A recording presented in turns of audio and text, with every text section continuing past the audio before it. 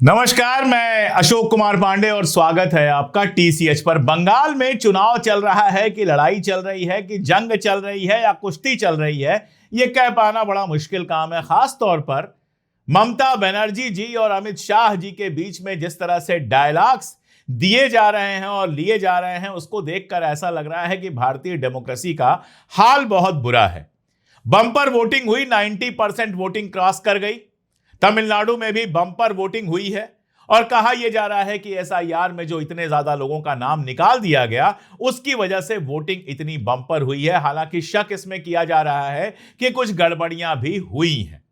लेकिन एक बात मैं बता दूं, जितना तमाशा इस बार हुआ है, जितनी नौटंकी हुई है, ऑफिसर से लेके पुलिस से लेके जाने कितने वीडियोस हैं। किसी में बीएसएफ का आदमी तृणमूल कांग्रेस के कार्यकर्ता को मार रहा है, किसी में कुछ एसआईआर में इतने लोगों का नाम कट गया। ये सारा तमाशा आप जानते हैं। अगर इतने सब के बावजूद ममता बनर्जी कुर्सी पर वापस आ गई तो आप समझिए अमित शाह, नरेंद्र मोदी और भारतीय जनता पार्टी की इससे बड़ी हार नहीं हो सकती। डायलॉग्स पे आऊं उसके पहले हमारे नरेंद्र मोदी जी जाते हैं और 10 रुपए की झाल मुड़ी खाते हैं। झाल मुड़ी हमारे यहां यूपी में उसको हम लोग भूजा कहते हैं। तो वो झाल मुड़ी 10 रुपए की खाते हैं और अब कह रहे हैं कि जीतने के बाद झाल मुड़ी भी बंटवाया जाएगा। और आप क्या बंटवा सकते हैं? गैस का सिलेंडर तो बंटवा नहीं सकते, लोग लाइन में लगे हुए हैं। पेट्रोल डीजल बंटवा नहीं सकते। मुझे लगता है कि इलेक्शन खत्म होते ही जो प्राइस बढ़ेगी, उसके बाद झाल मुड़ी ही लोग खाएंगे, क्योंकि उसमें गैस नहीं लगती, उसको पकाना नहीं पड़ता। इसलिए लोग आराम से झाल मुड़ी खाएंगे और कुछ खाना हिंदुस्तान में मुश्किल होता जाएगा। लेकिन नरेंद्र मोदी जी को देखिए, तस्वीर खिंचवाने का मौका हमारे प्रधानमंत्री कभी नहीं छोड़ते। शायद कोई मॉडल या जो टिकटॉक बनाते थे, अब तो टिकटॉक बैन हो गया है, जो रील्स बनाते हैं, वो शायद कोई मौका छोड़ दें फोटो खिंचाने का। बहुत सारे लोग, मैं कहीं घूमने जाता हूं तो देखता हूं कि सामने समंदर है खूबसूरत, सामने सूरज ढल रहा है या सूरज उग रहा है, पक्षी उड़ रहे हैं, शानदार पहाड़ है, ग्रीनरी है ना, कुछ नहीं देखना है। बस मोबाइल लेके इधर से उधर से इधर से उधर से लगातार सेल्फियां खींचते चले जाते हैं, जैसे किसी अच्छी जगह पर घूमने गए हैं तो सिर्फ सेल्फी खिंचाने गए। मेट्रो में बैठे तो सेल्फी, खाना खाने बैठे तो खाना ठंडा हो रहा है, लेकिन पहले सेल्फियां खींची जा रही हैं कि ये वाला खाना हम खा रहे हैं। कई बार लगता है कि नरेंद्र मोदी जी और बाकी लोगों में जो ये सेल्फी वाली दुनिया है, उसमें सिर्फ इतना ही फर्क है कि सेल्फी वालों को अपने मोबाइल से फोटो खींचनी पड़ती है, लेकिन नरेंद्र मोदी जी के लिए वो कहीं भी चले जाएं, झाल मुड़ी खाने जाएं या कहीं जाएं, 10-15 कैमरे आसपास होते हैं उनको शूट करने के लिए। तो गंगा में वो आराम से नाव की सवारी कर रहे थे और उसकी खूबसूरत वीडियो, उसकी खूबसूरत तस्वीरें लगातार पोस्ट हो रही हैं ट्विटर पर और दिखाया जा रहा है नरेंद्र मोदी जी नदी में आराम से बड़ी खूबसूरत सी नाव पर घूम रहे हैं। दिल्ली छोड़ दी है उन्होंने, कोलकाता में बैठे हुए हैं सिर्फ बंगाल का चुनाव जीतने के लिए, जिस समय सारी दुनिया के नेताओं को यह चिंता है कि स्ट्रेट ऑफ हॉर्मुज से हमारी जहाज कैसे निकलेगी।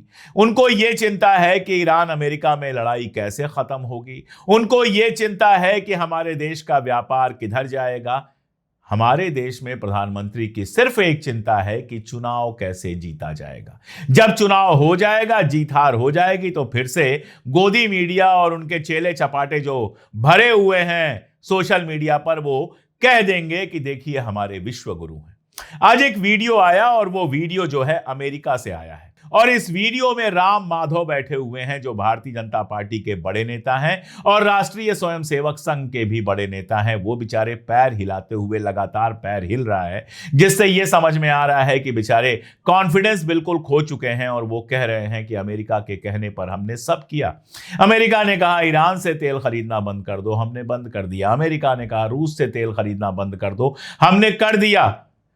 हमारे ऊपर 50% टैरिफ लगा, हम बिना कुछ कहे उसको भी बर्दाश्त कर गए। बताइए अमेरिका को खुश करने के लिए हम और क्या करें?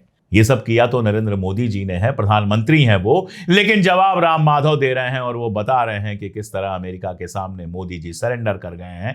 इस हद तक सरेंडर कर गए हैं कि हेल होल कहता है, नरक का द्वार कहता है भारत को ट्रंप, और उस पर भी खामोश रहते हैं। बंगाल चुनाव में कोई कमी नहीं है।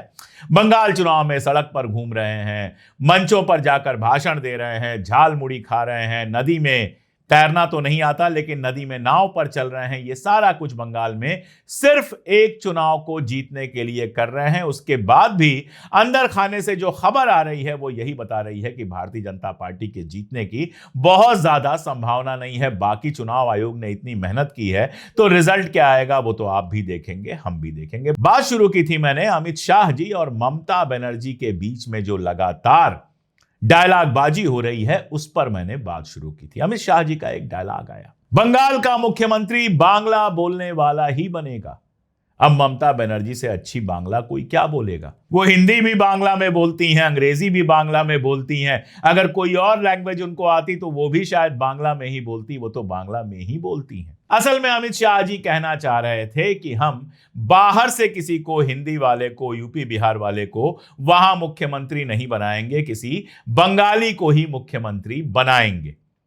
अब देखिए आप, ये डायलॉग आया और उसके बाद डायलॉग आया कि ममता जी आपका वक्त अब पूरा हो चुका है। पिछली बार चुनाव में नरेंद्र मोदी जी ने दीदी ओ दीदी का नारा लगाया था। नतीजा यह हुआ कि दीदी तो बंगाल की कुर्सी पर जमी रह गई, भारतीय जनता पार्टी सत्ता तक नहीं पहुंच पाई। इस बार अमित शाह जी नारे लगा रहे हैं और बंगाल की जनता उसका क्या जवाब देगी वो देखा जाएगा। लेकिन भक्त और भारतीय जनता पार्टी का आईटी सेल क्या कर रहा है वो तमाशा जरा देख लीजिए, फिर बताता हूं कि ममता बनर्जी कैसे और क्या जवाब दे रही हैं।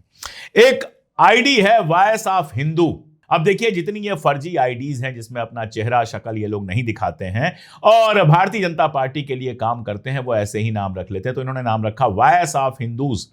इन्होंने एक तस्वीर लगाई एक्स पर, बड़ी खूबसूरत सी तस्वीर, और इनका कहना यह है कि मैं हनीमून पर था।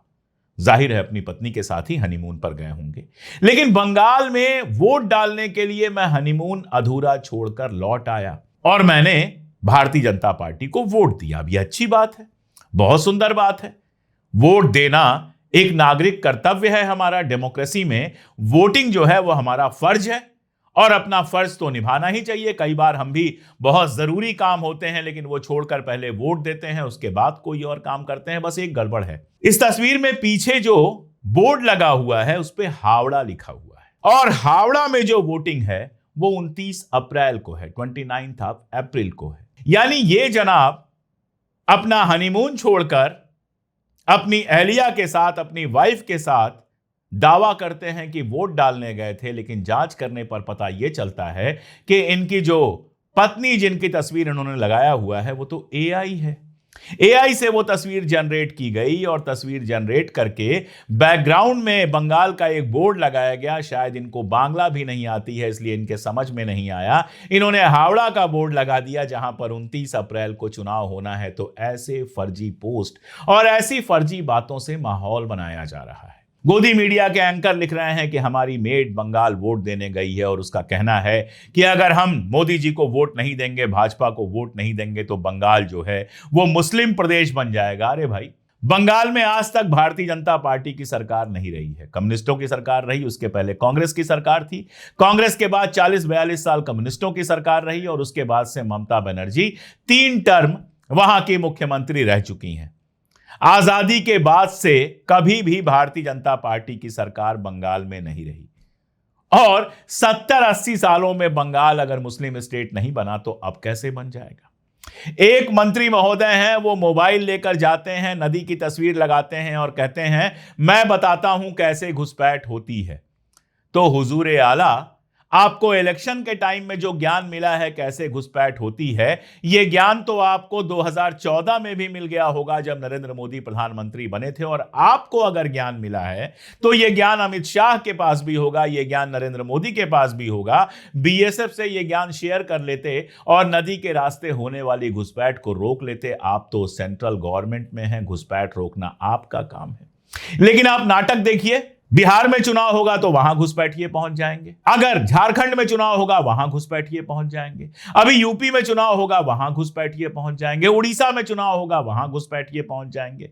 तो ऐसा लगता है घुसपैठिए भारतीय जनता पार्टी के मेंबर्स हैं, उनके सबसे बड़े सहयोगी हैं। जहां भारतीय जनता पार्टी पहुंचती है वहां सीबीआई, ईडी, इनकम टैक्स और इनके साथ साथ घुसपैठिए भी पहुंच जाते हैं। और मुझे नहीं लगता कि बंगाल की जनता इतनी बेवकूफ है जो घुसपैठ के खेल ना समझती हो। और देखिए आप, अमित शाह बयान देते हैं कि बाबरी मस्जिद नहीं बनने देंगे, और होता यह है, हुआ यह है कि जिस आदमी ने यह घोषणा की कि बाबरी मस्जिद मुर्शिदाबाद में बनेगा, उसका एक वीडियो वायरल हुआ और पता यह चला कि वो कह रहा है कि भारतीय जनता पार्टी ने इसके लिए मुझे पैसे दिए हैं, वो पहले भी भारतीय जनता पार्टी का उम्मीदवार रह चुका है। तो साम दाम दंड भेद जितना कुछ हो सकता है सब करने की कोशिश की जा रही है, और उसके बाद भी बंगाल में जीत अभी बहुत दूर नजर आ रही है। कहते हैं ना, हनूज दिल्ली दूर अस्त, दिल्ली अभी दूर है। तो भारतीय जनता पार्टी के अंदर कहा जा रहा है, हनूज कोलकाता दूर अस्त, कलकत्ता अभी दूर है। खैर, ममता बनर्जी ने यह चुनाव पूरी ताकत के साथ लड़ा है, पूरी जान लगा दी है इस चुनाव में। हर बार लगाती हैं, इस बार भी लगाया है। और जो दावा किया है वो दावा बेहद मजेदार है। वो कहती हैं कि बंगाल जीतने के बाद मैं दिल्ली पर भी कब्जा करूंगी। सत्ता में मेरा इंटरेस्ट नहीं है, लेकिन दिल्ली की सत्ता से भी मैं भारतीय जनता पार्टी को हटाऊंगी। बात बड़ी अच्छी है, कर दे तो हम उनके एहसानमंद होंगे। लेकिन एक सवाल दीदी से भी है मेरा। दीदी, दिल्ली से जब आप भाजपा को हटाएंगी तब हटाएंगी, ये सोचिए जरा कि बंगाल में भारतीय जनता पार्टी को लेकर कौन गया था। अगर आपने भारतीय जनता पार्टी के साथ अटल बिहारी वाजपेयी के समय समझौता नहीं किया होता तो आज बंगाल में भारतीय जनता पार्टी इतनी मजबूत नहीं होती।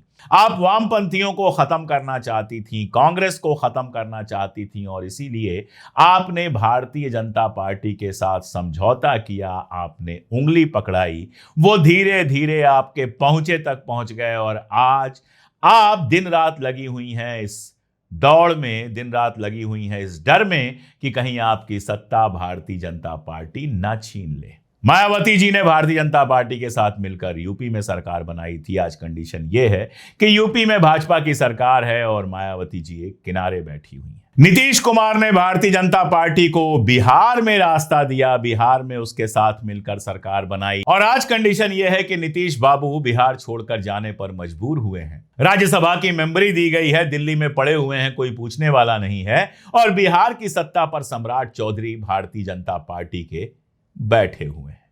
उड़ीसा के मुख्यमंत्री नवीन पटनायक, नवीन बाबू को लगता था कि बस भारतीय जनता पार्टी को केंद्र में समर्थन देते रहो, राज्य में हमारी सरकार बनी रहेगी। आज कंडीशन यह है कि नवीन बाबू का नाम लेवा कोई है नहीं, केंद्र में कोई एमपी नहीं है, और उड़ीसा में विपक्ष के नेता हैं। आज अगर कांग्रेस के अंदर वाकई ताकत होती या कांग्रेस ने वहां पर किसी जिम्मेदार आदमी के सहारे काम किया होता तो नवीन बाबू की आधी पार्टी कांग्रेस में आ चुकी होती। आज नहीं कल यही होना है।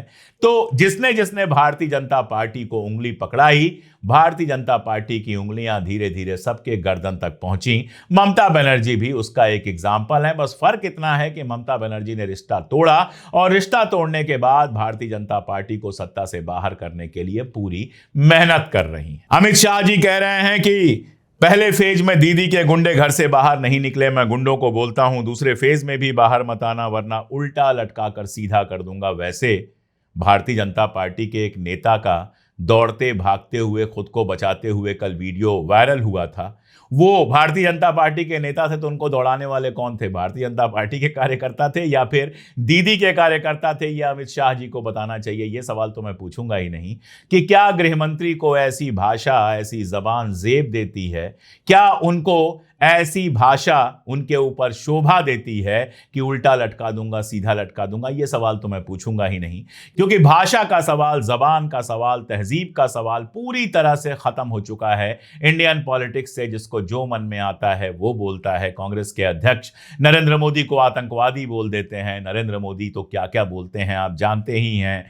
महुआ मोइत्रा और तमाम सारे लोग नरेंद्र मोदी और अमित शाह के लिए जाने क्या क्या बोल रहे हैं, और अमित शाह जाने क्या क्या बोल रहे हैं टीएमसी और कांग्रेस के लिए। तो भाषा, जबान, ये सब तो बेकार की बात हो गई है। जिसको जो मन में आता है वो बोलता है। लेकिन बंगाल का चुनाव कई मामलों में बहुत इंटरेस्टिंग रहा है। सबसे मजेदार ये रहा है कि हमेशा शाकाहार की बात करने वाले, नॉनवेज की दुकान बंद कराने वाले, मुसलमानों के ऊपर नॉनवेज के नाम पर हमला बोलने वाले, ज्यादा पुरानी बात नहीं है, धीरेन्द्र शास्त्री का प्रोग्राम था कोलकाता में, वहां कुछ मुस्लिम वेंडर्स जो थे वो पैटीज बेच रहे थे, चिकन पैटीज बेच रहे थे और उस समय उनके ऊपर हमला हुआ था। जब वो रिहा हुए तो भारतीय जनता पार्टी ने उनका स्वागत किया था। और उसी बंगाल में अब भारतीय जनता पार्टी के नेता मछली खाते हुए फोटो खिंचा रहे हैं और हिमंता बिस्वास कह रहे हैं मैं दीदी से किलो भर ज्यादा मटन खाऊंगा। तो मजेदार है, यूपी में चुनाव हो तो शाकाहारी बन जाओ, बंगाल में चुनाव हो तो मांसाहारी बन जाओ, कहीं भाषण देने जाओ तो गोरे हो जाओ, कहीं भाषण देने जाओ तो काले हो जाओ। भारतीय जनता पार्टी जो ये खेल खेल रही है, ये बंगाल के मतदाता समझेंगे या फिर दीदी लंबे समय से सत्ता पर रह चुकी हैं उनको अब हटाएंगे, ये तो आने वाला वक्त बताएगा। लेकिन अभी इतना कहा जा सकता है कि इतने सब तमाशे के बावजूद भारतीय जनता पार्टी बंगाल का मैदान जीतती हुई नजर नहीं आ रही है। तमिलनाडु को तो छोड़ ही दीजिए, तमिलनाडु से तो भारतीय जनता पार्टी का सफाया बिल्कुल तय है। आपको क्या लगता है? और खास तौर पर अगर आप बंगाल से हैं तो आपको जमीन पर क्या दिखाई दे रहा है, कमेंट्स में जरूर बताइएगा। आज के लिए इतना ही, बहुत शुक्रिया।